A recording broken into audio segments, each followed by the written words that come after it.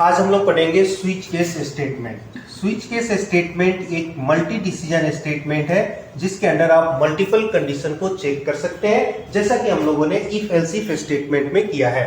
ठीक है, इसी तरह ये भी मल्टीपल कंडीशन को चेक करने के लिए यूज किया जाता है, बट इसमें कुछ रिस्ट्रिक्शंस दिया हुआ है, कुछ लिमिटेशंस है इसके स्विच केस के। जो टास्क आप इफ से कर सकते हैं वो कई बार हम लोग स्विच केस से नहीं कर सकते हैं। तो इसको समझने के लिए सबसे पहले हम लोग ये समझते हैं इसका फॉर्मेट क्या है, सिंटेक्स क्या है, ये किस तरह से यूज किया जाता है। तो देखो, जब भी प्रोग्राम में इंप्लीमेंट करोगे स्विच के साथ आपको यहाँ पर इसके अंदर ये वेरिएबल पास करना है या यहाँ एक्सप्रेशन आप राइट कर सकते हैं। उसके बाद यस, वेरिएबल और एक्सप्रेशन में से दोनों में से कोई एक चीज आप पास करोगे और फिर यहाँ कंडीशन चेक करने के लिए इसमें केस कीवर्ड है, ये आपको यूज करना है और यहाँ पर वो वैल्यू पास करोगे जो आप चेक करना चाहते हो इस वेरिएबल के अंदर या एक्सप्रेशन के अंदर। ठीक है, यानी एक्सप्रेशन का जो आउटपुट होगा वो इस वैल्यू से मैच करेगा। ठीक है, या वेरिएबल के अंदर जो वैल्यू आपने पास किया उसको ये मैच करेगा। फिर इसका देखो कॉलन यहाँ पे यूज करना है, ये सिंटेक्स है।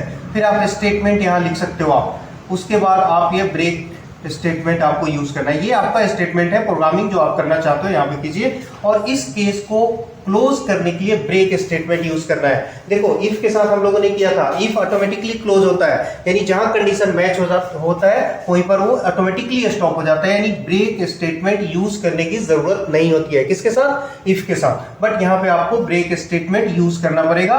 कोडिंग करने के बाद आप ब्रेक लगाना कंपलसरी है, नहीं लगाओगे तो क्या होगा अभी डिस्कस करते हैं हम लोग। देखो, फिर इसी तरह दूसरी वैल्यू आप चेक करना चाहते हो तो फिर से यहाँ पर सेम, देखो यहाँ स्पेस है, फिर वो वैल्यू पास करना है, फिर कॉलन और फिर से स्टेटमेंट, कोडिंग जो भी आप करना चाहो और फिर हमने यहाँ पर ब्रेक यूज किया है। तो इस तरह से मल्टीपल केसेस आप यहाँ पर यूज कर सकते हो स्विच के साथ। ठीक है, और लास्ट ऑप्शन इसमें क्या होता है, जैसे इफ एल्स इफ में क्या यूज करते हैं हम लोग, एल्स यूज करते हैं। एल्स यानी सारे इफ कंडीशन यदि फेल हो जाएगा तो लास्ट में एल्स वाला ब्लॉक एग्जीक्यूट होता है। इसी तरह ये इसके साथ है डिफॉल्ट स्टेटमेंट। ये देखो, डिफॉल्ट कीवर्ड यूज करते हैं, ये ऑप्शनल पार्ट है स्विच केस का, आप नहीं भी लिखोगे तो भी ये वर्क करेगा। लेकिन इसका मतलब क्या होता है कि यहाँ जो जितने भी केसेस आपने मेंशन किया हुआ है, यदि ये सारे केसेस फेल हो जाता है, कोई भी केस मैच नहीं हुआ, तो उस केस में ये डिफॉल्ट के साथ जो कोडिंग दिया हुआ है ये वाला कोडिंग एग्जीक्यूट होता है। नहीं, इसके साथ हम लोग ब्रेक नहीं लगाएंगे। क्यों?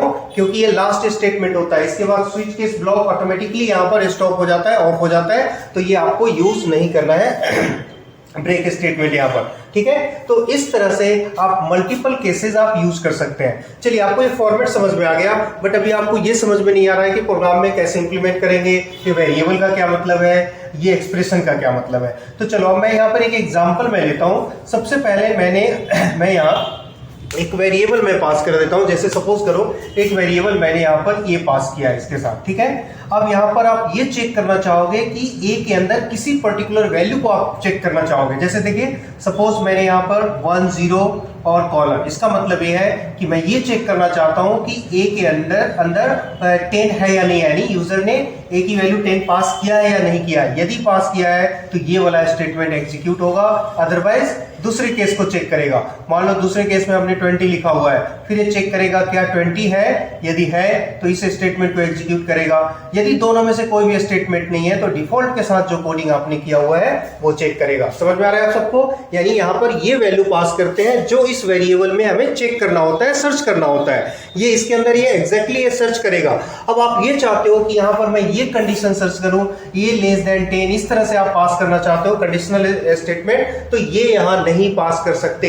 देखो, इफ के साथ हम लोग less than greater than condition pass कर सकते हैं, इसके साथ केस के साथ आप less than greater than pass नहीं कर सकते, क्योंकि ये एग्जैक्टली वैल्यू को मैच करता है। अभी मैंने बताया था कि इसके कुछ रेस्ट्रिक्शंस है, आपके एग्जाम में भी ये क्वेश्चन आता है कि स्विच केस के रेस्ट्रिक्शंस बताओ। एटलीस्ट 2 रेस्ट्रिक्शंस आपको बताने के लिए एग्जाम में कहा जाता है। तो देखो, एक सबसे पहला रेस्ट्रिक्शन ये है कि ये सिर्फ इक्वलिटी कंडीशन को चेक करता है, यानी ये इक्वल वैल्यू को सर्च करता है। जैसे ए के अंदर 10 है या नहीं है, 20 है या नहीं है, ये नो में ये डिसाइड करता है। यदि ये 10 इसके अंदर है तो ये वाला स्टेटमेंट एग्जीक्यूट होगा, नहीं है तो नहीं एग्जीक्यूट होगा। ठीक है, लेस देन ग्रेटर देन यहां पर नहीं पास कर सकते। यस, अब आप ये चाहते हो यहाँ पे पास कर सकते हैं, यस, यहाँ कंडीशनल स्टेटमेंट पास करते हैं। मैं अभी दूसरे एग्जांपल से बताऊंगा, पहले इसको क्लियर कीजिए। वेरिएबल के साथ ये वैल्यू इस तरह से चेक करेगा। अब ये 1020 जो क्वेश्चन की डिमांड है उसके अकॉर्डिंग आप यहाँ पे पास करोगे, ठीक है, समझ में आ गया। तो पहला रिस्ट्रिक्शन, ये केस के साथ इक्वलिटी कंडीशन ही चेक करता है, यानी इसके अंदर जो वैल्यू एग्जिस्ट हो रहा है उसको चेक करता है। Less than greater than sign use नहीं कर सकते। दूसरा, आप यहां पर फ्लॉट यूज नहीं कर सकते, ये फ्लॉट वैल्यू के साथ भी चेक नहीं कर सकता, टेस्ट नहीं कर सकता, ठीक है, नो फ्लॉट, यहां पे फ्लॉट वैल्यू पास नहीं कर सकते। फ्लॉट मींस आपको पता है, जैसे मैं यहां पर 10.2 चेक करना चाहूं तो इसको नहीं कर सकते। तो ये दूसरा रिस्ट्रिक्शन हो गया। स्विच केस फ्लॉट के साथ वर्क नहीं करता, यानी केस के साथ आप 10.2 ये यूज नहीं कर सकते। 10.2 फ्लॉट नंबर है, इसको आप यूज नहीं कर सकते। क्लियर? चलिए, तो दो रेस्ट्रिक्शन हो गए। ये सिर्फ इक्वलिटी कंडीशन को यहां पर चेक करेगा, और ये यहां पर, ये मैं कह रहा हूं, यहां सिर्फ इक्वलिटी यानी एग्जिस्टेंस को चेक करेगा कि ये वैल्यू इसके अंदर एग्जिस्ट हो रहा है या नहीं हो रहा है। क्लियर? और दूसरा आपने देखा कि इसमें हम लोग क्या कर सकते हैं, अभी मैंने क्या बताया, फ्लॉट वैल्यू यूज नहीं कर सकते। यहां पर एक और देखो डिफरेंस क्या है, इफ और इस स्विच के अंदर ये ब्रेक कीवर्ड आपको यूज करना होता है। हर एक केस स्टेटमेंट के बाद ब्रेक कीवर्ड आपको यूज करना होता है। यदि ये ब्रेक कीवर्ड आपने यूज नहीं किया तो क्या होगा, देखो ये एरर शो नहीं करेगा, कंपाइल हो जाएगा, बट ये इसके नीचे वाले स्टेटमेंट को भी प्रिंट करेगा, यानी यहां जहां उसको ब्रेक मिलेगा वहीं पर वो स्टॉप होगा। अदरवाइज वो नीचे जितने भी स्टेटमेंट है वो सबको एग्जीक्यूट करता जाएगा, और उस समय फिर आपका स्विच केस का मीनिंगलेस हो जाएगा। इसीलिए स्विच के हर एक केस के साथ आपको ब्रेक स्टेटमेंट यूज करना कंपलसरी है। ये भी देखो एक डिफरेंस बनता है हमारा, इफ एल्स में नहीं है ऐसा और इसके अंदर है। तो ये 2-3 पॉइंट आप याद रखिए, समझ में आ गया। सिर्फ इक्वल वैल्यू चेक करता है ये, उसके बाद यहाँ पे फ्लॉट पास नहीं कर सकते, और इसमें ब्रेक स्टेटमेंट यूज करना कंपलसरी है। ओके, अब आपका एक क्वेश्चन हो सकता है, जैसे मैंने अभी स्टार्टिंग में बताया था कि यहाँ पे एक वेरिएबल पास कर सकते हैं या एक्सप्रेशन। चलो, अब मैंने वेरिएबल पास कर दिया। अब मैं यहाँ पर एक एग्जांपल मैं लेने जा रहा हूँ, यहाँ मैं पास करता हूँ एक एक्सप्रेशन। एक्सप्रेशन का मतलब क्या समझ रहे हो आप लोग, जैसे देखिए a = a+2 मैंने यहाँ पे पास किया। अब ये यहाँ पहले इस एक्सप्रेशन को इवेल्युएट करेगा, ये टेस्ट करने से पहले इसको इवेल्युएट करेगा, और इसका जो आउटपुट होगा वो उसको चेक करेगा। जैसे मान लो यहाँ पे मैंने 10 और ये 20 पास किया हुआ है, तो ये एक्सप्रेशन को इवेल्युएट करने के बाद, एग्जीक्यूट करने के बाद, इसका आउटपुट यदि 10 आता है तो ये वाला केस मैच करेगा, 20 आता है तो ये वाला केस मैच करेगा। आप समझ रहे हो, यानी ये एक्सप्रेशन चाहे कुछ भी हो, ये जो आउटपुट देगा उसके आउटपुट को चेक करेगा। यानी यहां तो आप ये एक्सप्रेशन पास कर सकते हो, लेकिन फाइनली ये चेक क्या करेगा, यहां उसकी वैल्यू को ही चेक करेगा। समझ में आ रहा है सबको? यस, अब बिल्कुल सही है आपने। अब यहां पर सपोज करो मैं कोई कंडीशन पास कर दूं, ये देखिए, यस, पास कर सकते हो कंडीशन। सपोज कीजिए मैंने एक कंडीशन पास किया, हाँ, ये ध्यान रखो यहाँ पे सेमीकोलन नहीं यूज करना है, स्विच के साथ कोई सेमीकोलन नहीं है। सेमीकोलन यूज कर लिया तो गलत होगा, क्यों? क्योंकि यहाँ पे सेमीकोलन का मतलब है आपने स्विच को यहीं पे ऑफ कर दिया, स्टॉप कर दिया, राइट? तो यहाँ पे सेमीकोलन यूज नहीं होगा। अब देखिए ये कंडीशन ऑपरेटर, बताओ ये क्या एग्जीक्यूट करेगा? ये आप सबने पढ़ा हुआ है, ऑपरेटर हम लोगों ने स्टडी किया है कि ट्रू या फॉल्स बताता है। ट्रू के लिए क्या होता है? ट्रू के लिए 1 होता है, फॉल्स के लिए क्या होता है? 0 होता है, पता है ना? तो अब ये जो एक्सप्रेशन दिया हुआ है, यहाँ पर कंडीशन दिया हुआ है, ये पहले इवेल्युएट होगा, एग्जीक्यूट होगा। तो अब ये डिपेंड करता है ए की वैल्यू हमने क्या पास किया है। मान लो ए की वैल्यू यूजर ने 5 या 5 से लेस देन इनपुट किया, तो क्या रिटर्न करेगा बताओ? मानो सपोज करो ए की वैल्यू 2 है, तो 2 ≤ 5, तो इस एक्सप्रेशन का आउटपुट क्या होगा? ट्रू होगा, 1 होगा। तो ये 1 को चेक करेगा, इसमें आप चेक कर सकते हो कि 1 है या नहीं है, या ये फॉल्स हो गया कंडीशन, तो क्या रिटर्न करेगा? 0। तो ये याद रखिए कि यहां पर यदि कोई भी एक्सप्रेशन है, कंडीशनल एक्सप्रेशन है या अरिथमेटिक एक्सप्रेशन है, तो उसका जो फाइनल आउटकम जो भी आ रहा है या आउटपुट जो भी आ रहा है, उस आउटपुट की वैल्यू को हम लोग केस के साथ चेक कर सकते हैं। तो समझ में आ गया? यहां पर आप अपने प्रोग्राम की रिक्वायरमेंट के अकॉर्डिंग क्या पास कर सकते हो, कोई वेरिएबल पास कर सकते हो, उसकी वैल्यू चेक करो। यदि किसी एक्सप्रेशन की रिक्वायरमेंट है तो एक्सप्रेशन पास कीजिए, फिर उसका जो आउटपुट आएगा वो यहाँ पे मैच होगा। यदि कंडीशनल एक्सप्रेशन लिखा हुआ है तो ट्रू और फॉल्स की जो वैल्यू है उसको चेक करेगा। ठीक है, समझ में आ रहा है? तो ये तो मैंने आपको फॉर्मेट बता दिया, इस तरह से वर्क करता है। आप लोग प्रिपेयर कर लेना। इसके रेस्ट्रिक्शंस क्या है स्विच केस के, ये कई बार एग्जाम में पूछा हुआ है। चलिए अब आपको मैं लिए चलता हूं, एक मैं एग्जांपल से बताता हूं। जैसे सपोज कीजिए मैंने यहां एक प्रोग्राम राइट किया है इंटीजर ए, ये देखो यूजर से आपको एक नंबर एंटर करना है। आई थिंक इसमें किसी को कोई प्रॉब्लम नहीं होगा, आप नंबर एंटर कर सकते हो। ये एंटर कीजिए आप, प्रिंट है क्या राइट किया आपने, मैसेज है ये, एंटर नंबर, इसके बाद स्कैन यूजर से आपने स्कैन करवाया %d एंड %a। ये देखो ये मैंने एक नंबर पास किया। अब इस नंबर को हमें चेक करना है, क्या चेक करना है, स्विच केस के हेल्प से कुछ भी। जैसे मैंने एग्जांपल दिया यहां पर देखो स्विच और ए, इसको स्विच के अंदर मैंने ए को पास कर दिया। अब आप ये चेक कर रहे हो यहां पर केस, मान लीजिए सपोज करो मैंने यहां पर चेक किया इसके अंदर 1 है या नहीं है, तो देखो इस तरह से 1 कॉलन, यहाँ पे स्पेस डालना है, 1 और कॉलन के बीच में कोई स्पेस नहीं है। यहाँ देखो मैंने एक मैसेज राइट किया है प्रिंट एफ, ये आपने राइट कर दिया, ये एक्सीलेंट, ये मैसेज लिखा हुआ है राइट। और उसके बाद क्या करना है, ये ब्रेक स्टेटमेंट आपको यूज करना कंपलसरी है। देखिए ये एक केस मैंने कंप्लीट किया। इसी तरह आप दूसरा केस आप राइट कर सकते हो। देखो मैं यहाँ पे राइट कर देता हूं, ये देखिए फिर से आपने यहाँ राइट किया केस 2, स्पेस डालना है, इसके साथ एक कॉलन है, 2 डॉट है, ये ध्यान रखिए, 2 और कॉलन के बीच में कोई स्पेस नहीं है। फिर यहाँ पे स्टेटमेंट आप लिखो, स्टेटमेंट में जो भी कोडिंग प्रोग्रामिंग आप करना चाहते हो यहाँ पे कीजिए आप। मैंने यहाँ पर क्या राइट किया, गुड राइट किया। अब इसके बाद फिर ये देखो ये मैंने यहाँ ब्रेक कर दिया राइट, ये केस यहाँ पे फिनिश हो गया, ठीक है। इसी तरह से जितने केसेस की रिक्वायरमेंट हो आप यहाँ पास कर सकते हो। और लास्ट ऑप्शन है, ये ऑप्शनल पार्ट है, ये पता है ये आपकी रिक्वायरमेंट है तो आप इसको यूज करो। यहाँ भी कॉलन होगा और यहाँ मैंने प्रिंट कर दिया प्रिंट एफ व्हाट, ये देखिए पुअर मैंने इनपुट कर दिया। अब देखो ये स्विच केस को आपको सबसे पहले क्लोज करना है। ये देखिए स्विच केस क्लोज किया, उसके बाद मेन फंक्शन को यहाँ पे क्लोज किया है आपने। मेन फंक्शन ये बताया ना, ये क्या है, कमेंट है, बताया हुआ है, यानी मेन फंक्शन यहाँ पे क्लोज हो रहा है राइट। ये कमेंट लाइन होता है, आप सबने पढ़ा हुआ है, देख लेना एक बार, ठीक है। चलिए तो ये देखो ये कंप्लीट प्रोग्राम हमारे सामने है। अब इसको आप लोग कंपाइल करके देखो। यूजर ने नंबर एंटर किया, यहाँ पर सपोज कीजिए मैंने 1 एंटर किया, तो ये स्विच केस कैसे काम करेगा, ये 1 यहाँ पे पास होगा, फिर ये जो मैंने केस 1 दिया हुआ है ये इसके साथ मैच करेगा, यस मैच हो गया, तो ये वाला मैसेज प्रिंट होगा और यहीं पे आपका ब्रेक हो जाएगा एग्जीक्यूशन। यदि ब्रेक नहीं होता तो वह इसको भी प्रिंट कर देता, उसके बाद ब्रेक होता, ठीक है, ये ध्यान रखना है। अब यहाँ पे मान लो मैंने यहाँ पर यूजर ने 2 पास किया तो ये वाला कंडीशन मैच होगा, तो ये प्रिंट करेगा, स्टॉप हो जाएगा। अब मान लो 3 इनपुट किया तो ये कोई भी केसेस मैच नहीं हो रहा है, तो इस केस में क्या प्रिंट करेगा, ये डिफॉल्ट के साथ जो मैसेज दिया हुआ है ये प्रिंट करेगा। समझ में आ रहा है सबको? तो इस तरह से आप स्विच केस को इंप्लीमेंट कर सकते हैं। आप लोग नोट करना चाहें तो इस एग्जांपल को नोट कीजिए,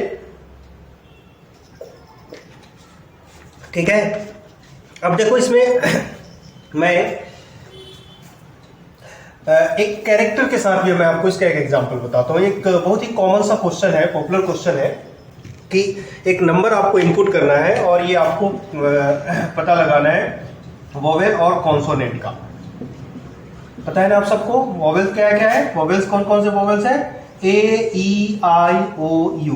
अब हमारा क्वेश्चन ये है कि इसमें से आपने ए, ई, आई, ओ, यू कोई भी कैरेक्टर यूजर ने पास किया है तो स्क्रीन पे मैसेज ये प्रिंट करेगा कि ये this is vowel, otherwise consonant, ये मैसेज आएगा राइट। अब इस क्वेश्चन को आप इफ से भी कर सकते हो और इसको हम लोग स्विच केस के हेल्प से भी कर सकते हैं। चलिए स्विच केस के हेल्प से कर लेते हैं हम लोग। इसमें आप स्विच पहले यूजर से एक कैरेक्टर पास करना है, यहां पर देख लो कैरेक्टर डेटा टाइप, और मैंने एक वेरिएबल ले लिया है राइट।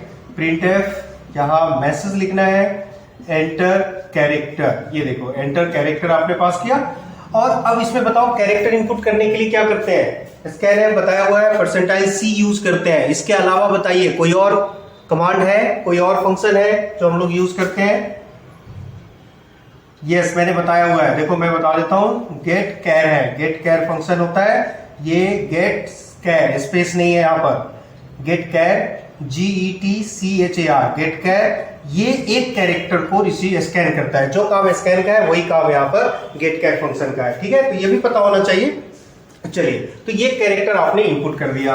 अब देखो यहाँ पर इस कैरेक्टर को चेक करना है, तो आप इसको क्या करोगे, स्विच में पास कीजिए आप। यस ये CH वेरिएबल नेम है, कुछ भी ले सकते हो आप, कंफ्यूज मत होना, CH फॉर कैरेक्टर ऐसा नहीं है।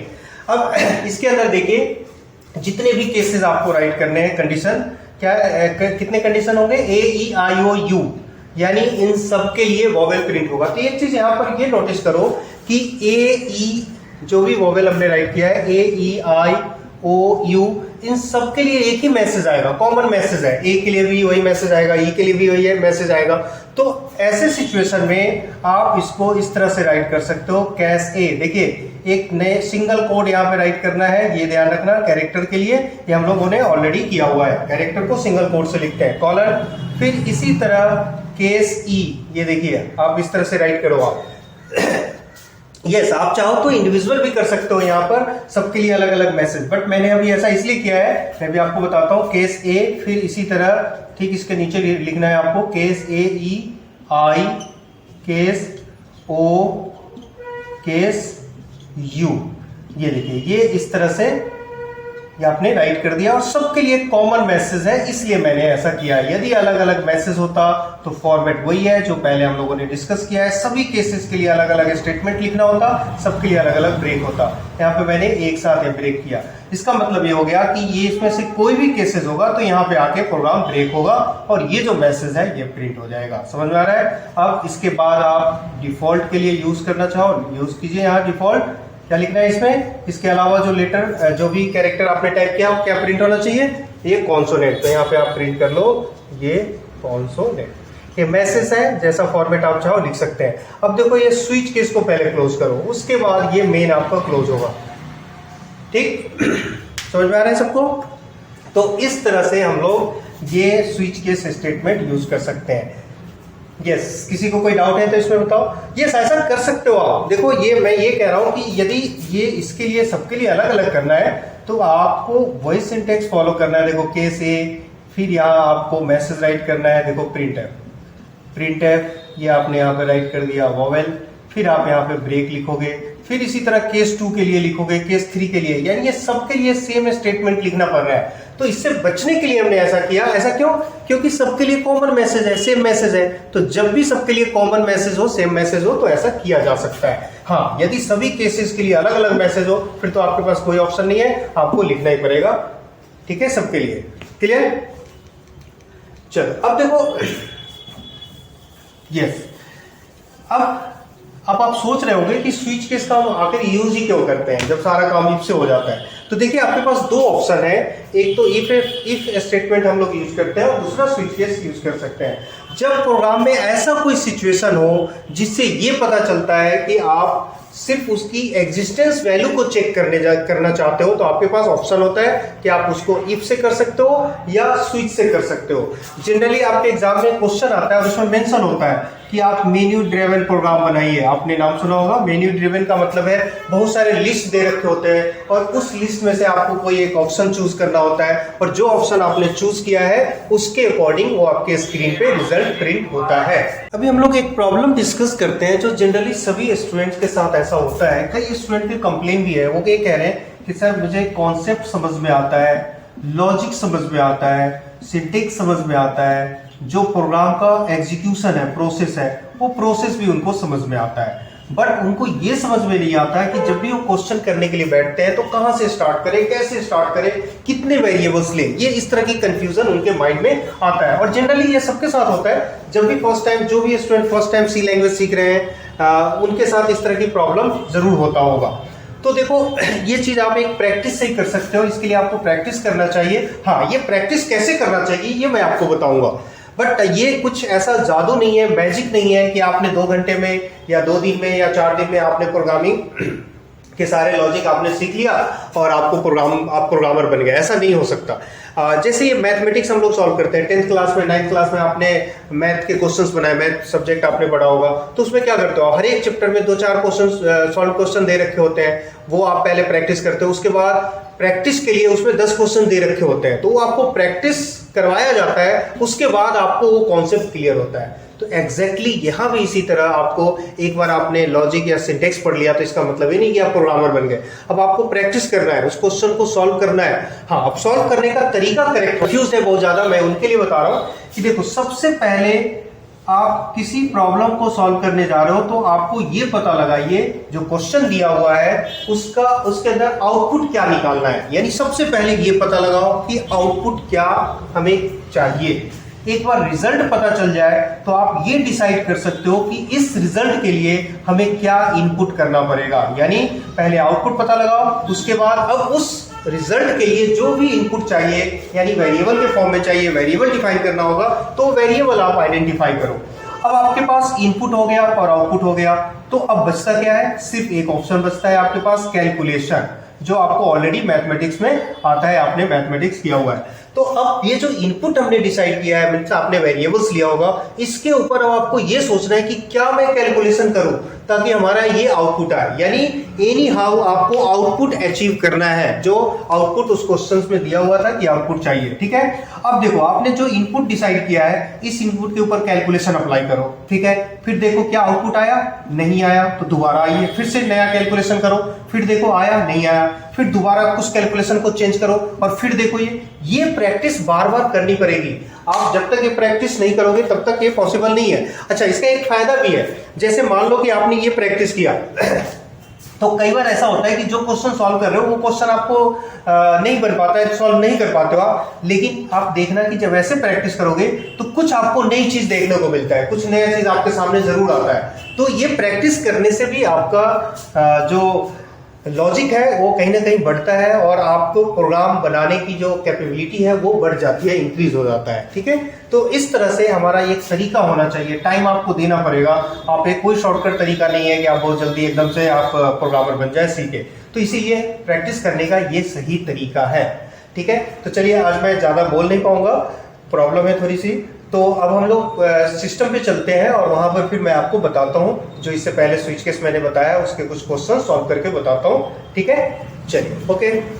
स्विच का मैं फॉर्मेट बता देता हूं, इसके किस तरह से इसको यूज़ करते हैं। देखिए, क्या मैंने एक इंटीजर वेरिएबल लिया है, ये इसमें यूज़र से एक नंबर एंटर करवाओ, मैसेज प्रिंट करना चाहो आप इस तरह से प्रिंट कर सकते हैं, एंटर नंबर, ये देखिए ये। ठीक है, अब इसके बाद स्कैन ऐप, देखो ये बेसिक कॉन्सेप्ट में किसी को कोई प्रॉब्लम नहीं होना चाहिए, यूज़र से एंट्री कैसे करना है ये आपको पता होना चाहिए।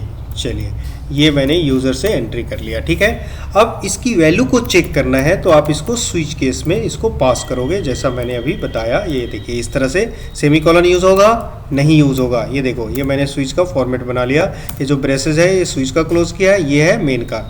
ठीक, अब यहाँ पे आपको कोडिंग करना है। अब देखो फर्स्ट केसेस, जैसे फर्स्ट केस आपको चेक करना है, ये राइट करो केस। अब देखो वन फॉर, क्या प्रिंट करना चाहते हो मैसेज, मान लो मैंने प्रिंट कर दिया यहाँ पर एक्सीलेंट, ये मैसेज प्रिंट होके आएगा। ठीक है, और उसके बाद क्या करना है, ब्रेक स्टेटमेंट आपको यूज़ करना है। ब्रेक के साथ क्या है, सेमी कॉलन, और केस के साथ क्या है, कॉलन है। अब देखो यहाँ पर केस 2, ये देखिए, अब मैंने यहाँ प्रिंट एफ, ये मैंने यहाँ गुड मैसेज प्रिंट किया।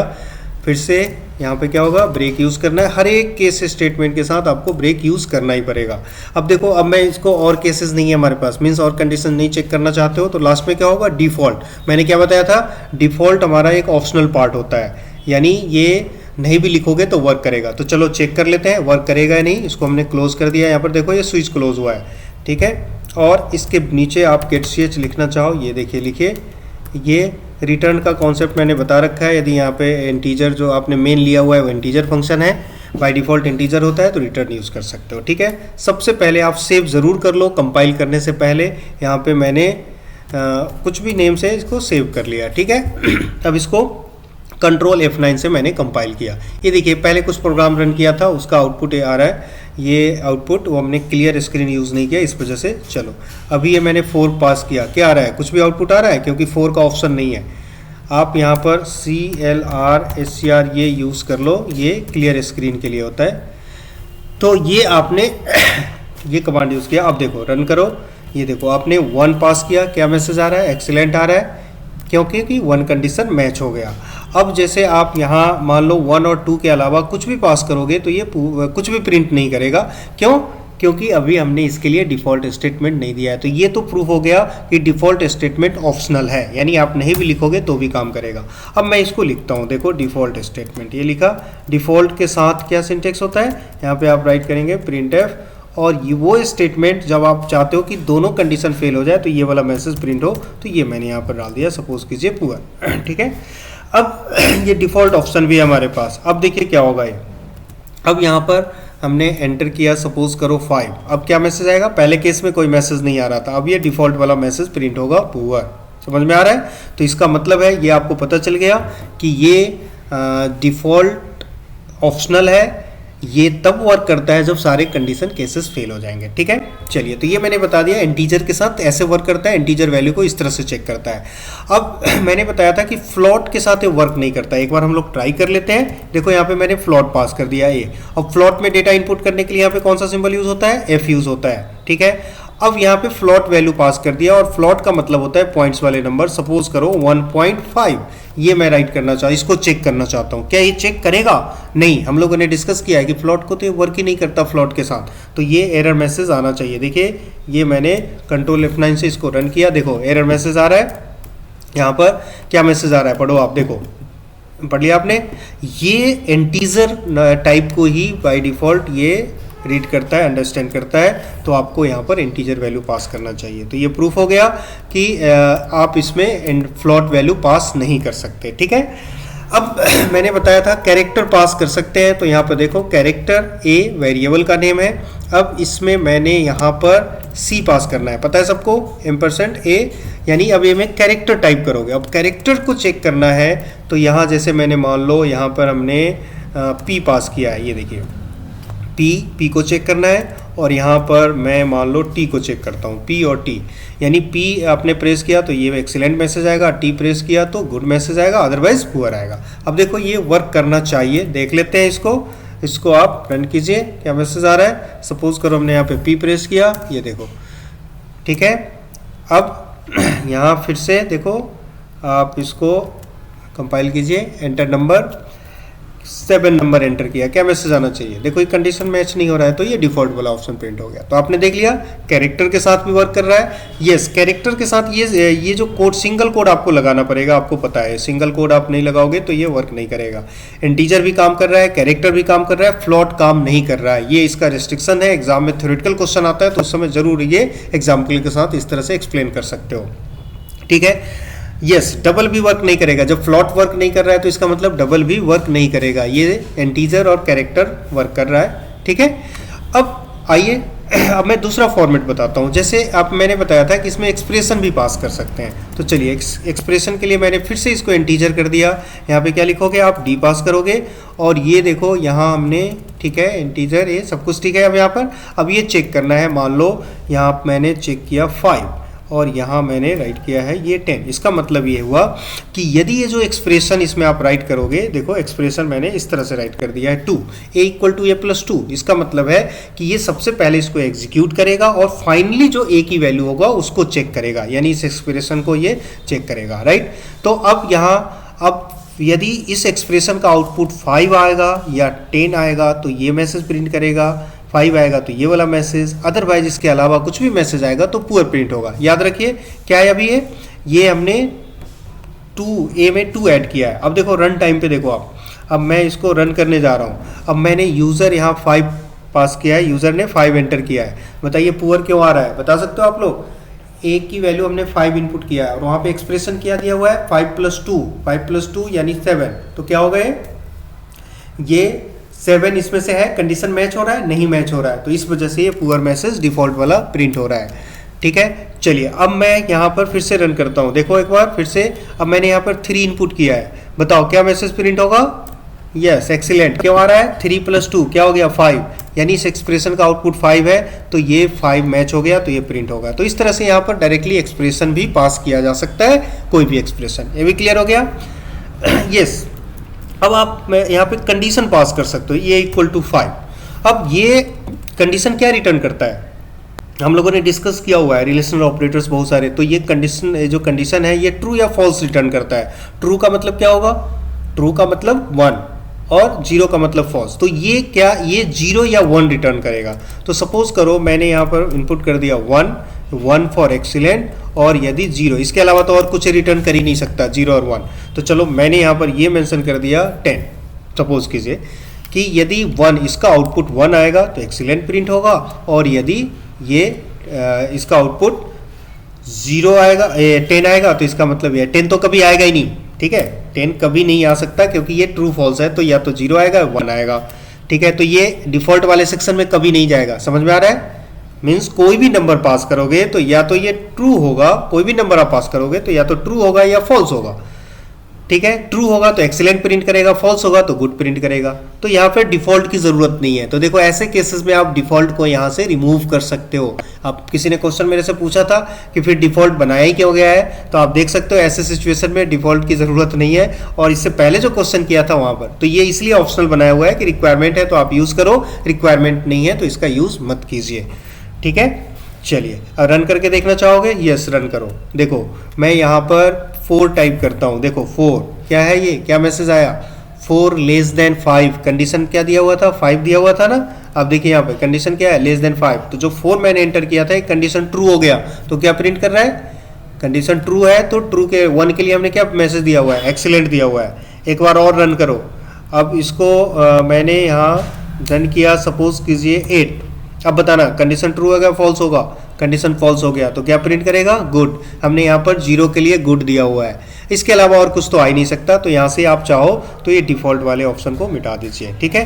तो ये देखो, ये मैंने आपको ये कॉन्सेप्ट क्लियर किया कि आप इसमें 3 चीज कर सकते हो, एक्सप्रेशन पास कर सकते हो, कंडीशन एक्सप्रेशन या वेरिएबल। लेकिन ये आप देखोगे कि जितने भी केसेस हम यूज करते हैं वो सिर्फ वैल्यू को ही चेक करता है, चाहे आप स्विच के अंदर कुछ भी पास करो। समझ में आ रहा है।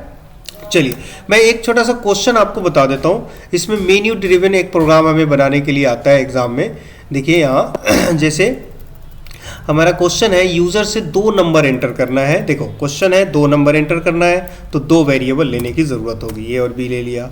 अब इन दोनों के ऊपर कुछ ऑपरेशन करना है, तो इसके लिए हमें एक रिजल्ट चाहिए, रिजल्ट के लिए मैंने आर ले लिया, ठीक है।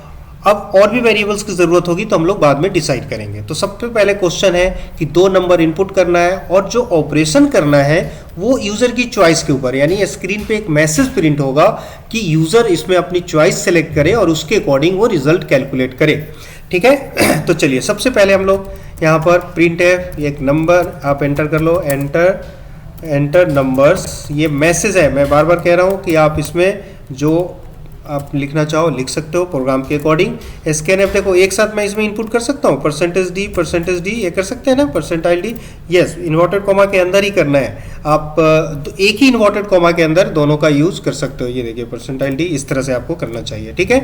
उसके बाद फिर आपने क्या किया, m%a कॉमा, यहाँ कॉमा लगाना कंपलसरी है, m%b, यस वहाँ कॉमा नहीं लगाओगे। जो यहाँ पर परसेंटाइल डी है यहाँ पे आप कॉमा नहीं लगाएंगे, यहाँ आप कॉमा लगाएंगे, ठीक। तो 2 नंबर एंटर कर दिया। अब एंटर करने के बाद अब यहाँ पर मैं एक मेन्यू डिजाइन कर लेता हूँ जिसमें ये लिखा हुआ आएगा, जैसे ये स्क्रीन पे ये लिखा हुआ आ रहा है 1 फॉर ऐड, ठीक है। ये न्यू लाइन आपको पता है, 2 फॉर SUB सब्ट्रैक्शन, एंड ये देखिए n, और ये है 3 फॉर डिवाइड, और ये n यहाँ पर 4 फॉर मल्टीप्लाई। चलो मैं ये 4 ऑपरेशन मैंने ले लिया। ये n पता है ना, स्लैश n किस लिए यूज होता है, नेक्स्ट लाइन के लिए यूज होता है। इसको हमने ये स्क्रीन पे किया। आप अलग अलग मैसेज, यस आप कर सकते हो ऐसा, आप इन सभी मैसेज को अलग अलग राइट कर लो। ये देखिए इस तरह से ये लिखा हुआ आएगा, समझ में आया। ये जस्ट फॉर्मेट है, मैंने बनाया है कि ये लिखा हुआ आएगा एज इट इज स्क्रीन पे। अब यहाँ पर अब यूजर से एक मैसेज पूछेगा कि अब अपनी चॉइस डालिए। ऐड करना चाहते हैं तो 1 सेलेक्ट करना है, सब्ट्रैक्शन करना चाहते हैं तो 2 सेलेक्ट करना है। तो यहाँ आप एक मैसेज फिर से राइट करो, enter your choice, enter your choice, आप ये मैसेज आप यहाँ प्रिंट कर लो। अब ये जो चॉइस आपको प्रिंट करना है वो भी किसी वेरिएबल में आप इनपुट करोगे। ये आप इनपुट करोगे तो कोई एक वेरिएबल में जाएगा। तो देखो यहाँ पर मैंने एक चॉइस के लिए वेरिएबल ले लिया है C, और यहाँ आप ये देखो ये क्या करना है, स्कैनएफ, यहाँ पर क्या राइट करोगे, परसेंटाइल D एंड m%c। ये देखिए C में मैंने एक नंबर डाल दिया, वो क्या होगा, चॉइस होगा। अब इस चॉइस के अकॉर्डिंग हमारे पास ये आउटपुट आना चाहिए, समझ में आ रहा है। चलो इसको सेव कर लेते हैं, सेव करते रहो, सेव है ऑलरेडी, सेव करो। और पहले इतना कंपाइल करके देखो कि क्या आउटपुट आ रहा है स्क्रीन पे।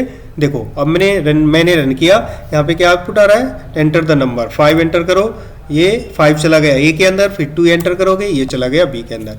अब ये मैसेज आ रहा है, देखा 1 फॉर ऐड, 2 फॉर सब्ट्रैक्शन, इस तरह से लिखा हुआ आएगा। अब हमारी चॉइस है कि मैं इसमें से 1 टाइप करूं तो ऐड हो जाए, 2 टाइप करूं तो सब्ट्रैक्शन हो जाए, ठीक है। तो अब मुझे चेक करना पड़ेगा, अब यहाँ पर नंबर डालोगे, जैसे 1 डाल दिया तो ये ऐड होना चाहिए उस 2 नंबर का जो नंबर आपने इनपुट किया है। तो अब इसको हमें स्विच केस से इंप्लीमेंट करना है, ठीक है। अभी स्विच केस से हम लोग इसको इंप्लीमेंट करेंगे। कैसे करेंगे ये देखिए आप यहाँ आप इसको स्विच केस में बताओ कौन सी किस वेरिएबल को पास करोगे, किसको चेक करना है, सी को चेक करना है। जो यूजर का चॉइस होगा वो कहाँ जा रहा है, सी में जा रहा है। तो अब देखो मैंने यहाँ पर चेक किया केस 1 फिर कॉलन, यानी इसका मतलब है केस 1 होगा r equal to a plus B. ये देखिए इस तरह से राइट कीजिए। उसके बाद मैंने क्या किया, यहाँ पर ब्रेक कर दो, आप ब्रेक कर दिया, ये एक केस हो गया कंप्लीट। अब यहाँ पर फिर से केस 2, अब फिर मैंने यहाँ पर r इक्वल्स टू क्या होगा a माइनस बी, ये देखिए ये हो गया। अब ये फिर यहाँ मैंने क्या किया, ब्रेक किया, ब्रेक के बाद फिर ये मैंने यहाँ पर क्या किया केस 3, और उसके बाद फिर r इक्वल्स टू जो जिस सीक्वेंस में आपने मैसेज राइट किया है वहाँ पर वो आपको राइट करना है। 3 फॉर किसके लिए है, डिवाइड के लिए है, तो ये डिवाइड बाई b, ये देखिए इस तरह से आप राइट करोगे। उसके बाद फिर ब्रेक स्टेटमेंट आपको यूज़ करना है, ठीक है। ये आप ये कह रहे हो कि मैंने मैसेज प्रिंट नहीं करवा रहा हूँ, देखो मैसेज में एक साथ बाद में भी प्रिंट करवा सकते हैं, ठीक है। वेरिएबल एक ही लिया है, आप अलग अलग वेरिएबल ले सकते हो या इसको अलग अलग प्रिंट करवा सकते हो। जैसे आप चाहो इसका मैसेज यहीं पे आर को प्रिंट करवा दो, यहीं पे इसका प्रिंट करवा दो, ऐसा भी कर सकते हो। यस, ऐसे करना चाहोगे यस कर लीजिए, कोई इशू नहीं है। देखो प्रिंट एफ, यहाँ मैं लिखना चाहता हूँ क्या मैसेज करना है, यहाँ पर मैसेज लिखना है सम इक्वल टू, ये मैसेज है हमारा, सम लिखने से सम नहीं होता, सम डी, ये स्क्रीन पे लिखा हुआ आएगा इस तरह से, और कॉमा यहाँ पर किसको प्रिंट करना है, आर को प्रिंट करना है।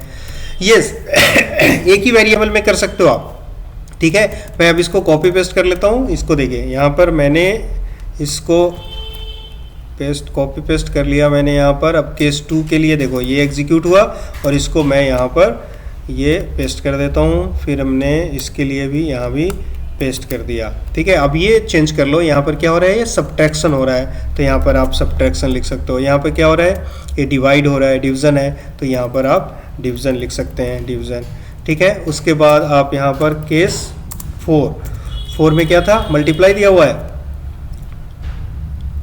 तो मल्टीप्लाई लिख सकते हो। यस, ये मैंने यहाँ पर मल्टीप्लाई क्या होगा, r equals to a multiply b, ये देखिए मल्टीप्लाई के लिए साइन यूज होता है। अब यहाँ पर भी रिजल्ट को प्रिंट कर दो, ये यहाँ पे क्या लिखोगे, ये मल्टीप्लाई MUL मल्टीप्लाई। और ये एक चीज़ मैंने यहाँ क्या मिस्टेक किया, ये देखो ये पहले मैसेज प्रिंट कर दिया, ये गलत है ना। ये गलत इसलिए है कि आप यहाँ पर पहले कैलकुलेशन करेगा तब मैसेज प्रिंट करोगे, देखो इन चीज़ों को ध्यान रखना है। यानी पहले a डिवाइड बाई b करेगा, उसके बाद ये प्रिंट होगा, ठीक है। तो इस तरह से आपने सारे केसेस हमने राइट कर लिया। अब इसके अलावा कोई केस होगा तो मान लो यूज़र ने 5 एंटर कर दिया तो क्या होगा, तो इसके लिए भी यूज़र को एक इन्फॉर्मेशन देने के लिए हम लोग यहाँ पर डिफ़ॉल्ट यूज़ कर लेते हैं। देखिए डिफ़ॉल्ट, और मैंने यहाँ पे क्या राइट कर लिया, प्रिंट एफ, और क्या राइट करोगे यहाँ, ये कुछ भी रॉन्ग चॉइस, मीन्स आप ये कह दो यूज़र को कि आपने गलत एंट्री किया है, ठीक है। रॉन्ग चॉइस, एंटर ओनली 1 2 3 4 या एंटर बिटवीन 1 to 4, इस तरह का मैसेज आप समझा सकते हो, स्क्रीन पे डिस्प्ले कर सकते हो, ठीक है। तो चलिए ये देखो, अब स्विच केस को क्लोज करना है कहाँ पर, यहाँ। क्या इसके नीचे ब्रेक लगाना है, नहीं लगाना है, लास्ट ऑप्शन है। यहाँ पे ब्रेक नहीं लगाया मैंने, देख रहे हो आप, यहाँ पे आपको ब्रेक लगाना चाहिए, ये देखिए ब्रेक, ठीक है। अब देखो मैं एक एक करके फिर से आपको बताता हूँ। यूज़र से पहले मैंने 2 नंबर एंटर किया, फिर ये मैसेज प्रिंट किया, फिर यूज़र का चॉइस एंटर किया। देखो मैं इसमें ये आपको मैं बता देता हूँ इस तरह से, ये क्या है, ये आपका नंबर यहाँ पर, ये इसको देखो केस 1, ये देखिए केस ये हो गया, ये केस हो गया, फिर सबको मैं सेपरेट कर देता हूँ। ये देखो अब आपको क्लियरली समझ में आ रहा है ना ये क्या है देख रहे हैं आप लोग, सारे केसेस सही हैं जो सिंटेक्स मैंने बताया था उसके अकॉर्डिंग, ठीक है। ये देखो केस 1 हमने प्लस कर लिया, फिर सम प्रिंट कर लिया। केस 2 ये देखो सब्ट्रैक्शन किया, फिर इसको भी प्रिंट कर दिया, फिर इसमें डिवाइड किया, फिर मैंने इसको प्रिंट किया। फिर यहाँ केस 4 ये मल्टीप्लाई किया, फिर इसको मैंने प्रिंट किया डिफ़ॉल्ट में ही, और लास्ट में ये हमने क्लोज कर दिया, ठीक है। चलिए अब इसको हम लोग कंपाइल करते हैं। एक कंट्रोल F9, देखो कोई भी एरर नहीं है। अब आप रन करो 5 और ये देखो 2 मैंने रन किया। ये देखिए स्क्रीन पे मैसेज लिखा हुआ आ रहा है 1 for add, 2 for subtraction, 3 for divide, 4 for multiply. अब आप अपनी चॉइस डालो। देखो मैं अपनी चॉइस 2 डालता हूँ तो 2 का मतलब क्या है, ये सब्ट्रैक्शन हो गया और ये रिजल्ट आ गया। ठीक है, तो देखिए इस तरह के क्वेश्चंस के लिए हमारी ये रिक्वायरमेंट होती है, स्विच केस का यूज कर सकते हैं। एक मैंने ये डेमो बताया और ये आपके एग्जाम में क्वेश्चन आया हुआ है, इस तरह के क्वेश्चंस आते हैं। ठीक है, तो आप लोग इस तरह से प्रैक्टिस कीजिए और धीरे धीरे प्रैक्टिस करोगे तो आ जाएगा। ठीक है, चलिए तो आज इतना ही, फिर नेक्स्ट क्लास में हम लोग मिलते हैं।